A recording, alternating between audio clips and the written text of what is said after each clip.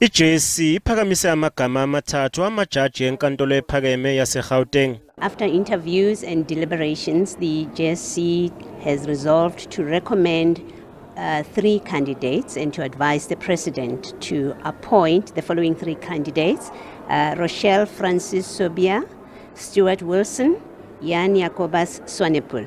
Omunye wamajaji aphakanyisiwe uStuart Wilson noyijaji elinomlando onzulu emacaleni athinta umthethosisekelo wezwe. Ngesikhathi kuqhubeka inhlolokhono yakhe ubuzo ukuthi ingabe usekulungele ukushiya into ayithanda kakhulu, waphendula kanje: When you become a judge, you leave certain things behind.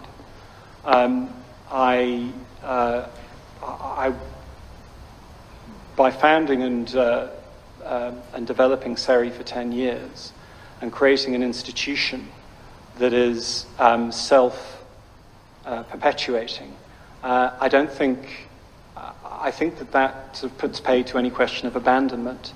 If you leave an institution behind that is capable of taking forward the projects that SERI does.